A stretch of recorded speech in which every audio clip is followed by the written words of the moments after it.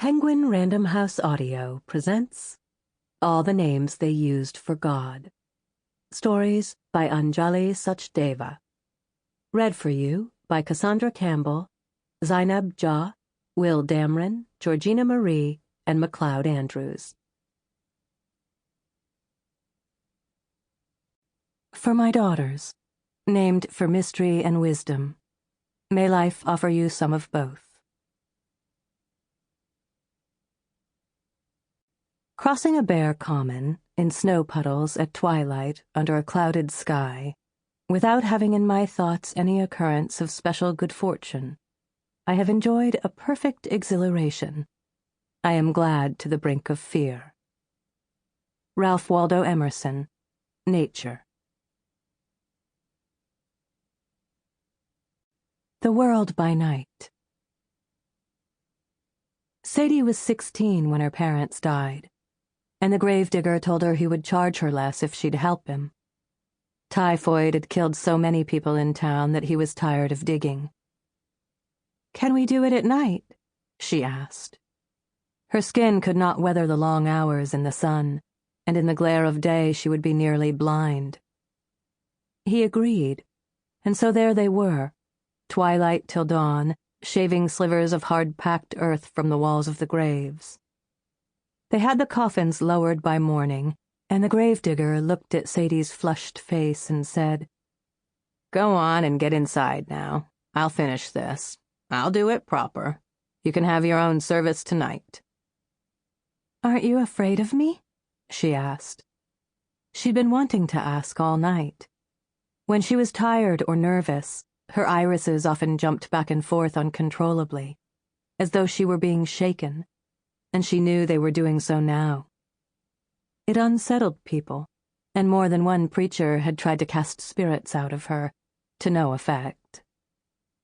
The gravedigger looked at the earth for a long time, the pits with the bodies resting at the bottoms. "I saw another girl like you once, at a freak show in Abilene," he said. "White skin and hair like yours. Eyes like I never saw, almost violet. They called her the Devil's Bride, but I think she would have liked to have been married to a good man, tending chickens and baking biscuits just like anyone else. Anyhow, you're a fine digger." Now Sadie is 20, and it is June, and her husband, Zachary, has been gone for 2 months, moving southeast across the Ozarks and maybe farther, to look for work. She is not afraid of being alone. She was alone for 2 years before she met Zachary, and she had thought she would spend the rest of her life that way. Just knowing he will come back sooner or later is enough. She sleeps in the sod house through the bright hours of the day when most women do their chores, saves her work for early morning and dusk. When the dark has settled, she walks across the prairie, making her way by scent and feel.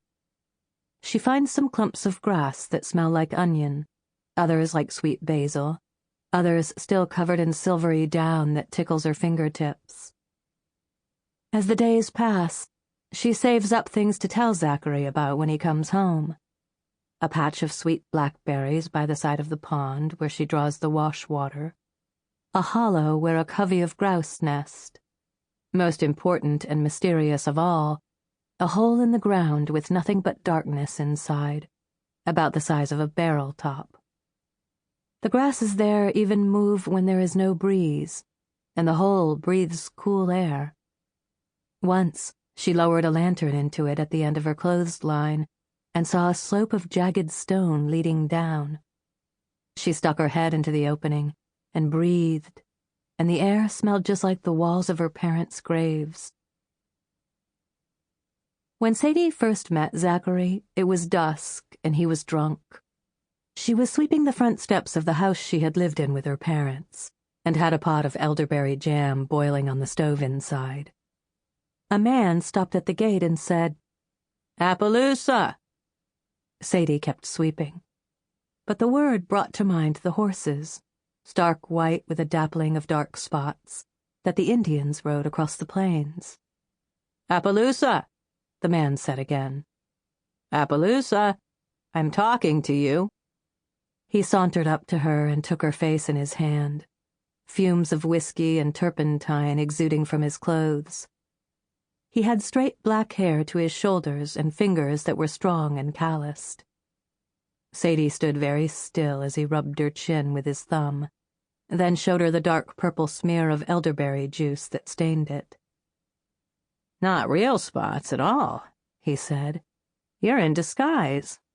You must be one of those Arab horses like the kings and queens ride, white from head to shoes." He licked his thumb clean. Sadie didn't say anything, just tightened her grip on the broom handle, but he dropped his hand and stepped back and bowed to her lightly. "I'll see you tomorrow," he said. And just as quickly as he'd appeared, he was gone. She finished sweeping the steps and went inside. Looking in the glass, she could see that her whole pale face was spotted with the dark juice. Her hands, too.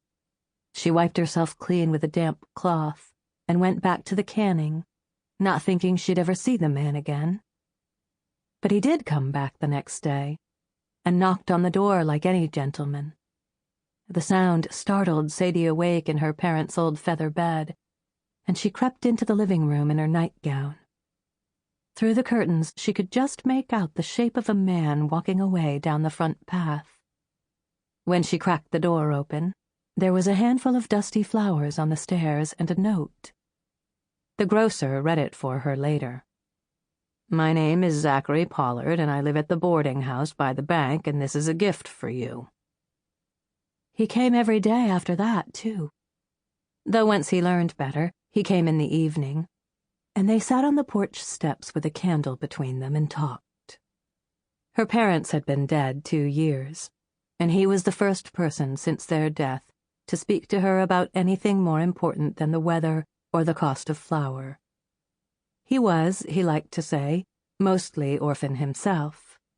His mother was a Chinook Indian, but she had died when he was a boy, and now he had nothing left of her but her songs and her language, and a fine beaded bangle that he kept wrapped in a handkerchief at the bottom of his trunk. His father was a Scotch-Irish peddler whom he had not seen in a dozen years. None of this seemed to sadden him. Though he was only 20, he had 100 thrilling stories to tell, had traveled much of the country and met all manner of people. "But none like you, Appaloosa," he would say. Sadie had often wished she looked like everyone else, but after she met Zachary, she stopped wishing it. He drank her in with his eyes, as though the very sight of her were delightful. She worried it would not last. During the months when she and Zachary were courting, she was convinced every day that he would change his mind and leave her. The day they were married, she held his arms so tight she left crimps in the fabric of his shirt, and to put the ring on her finger, he had to pry her loose. By the time the last hot days of summer come, she is restless. Even the weather seems impatient. Great masses of blue-black cloud gather above the prairie, and lightning cracks sideways at the horizon, while the wind sets her hair whipping about her face. Times like these, the world feels more alive than any other, like she is only a mosquito resting on the hide of some great beast. But when the storms end, the stillness is intolerable. She opens Zachary's trunk and riffles the pages of his few small books between her fingers, wishing for the 1,000th time that she could read them. She left school at 8, when the schoolmistress complained that she was too much of a distraction to the other children, and that she still had not managed to learn her letters. When Sadie failed to learn them even from her mother, her parents took her to a doctor, who said her eyes were weak in a way he could not fix, that she was oversensitive to light and far-sighted. She would not learn to read, and probably would not be much of a seamstress. He gave her a pair of dark glasses and sent her home. Standing on her front porch, Sadie hooked the glasses over her ears and looked at the people and horses moving through the artificial dusk the glass created. Brilliant bits of light still stabbed in from the sides of the lenses, Sample complete. Ready to continue?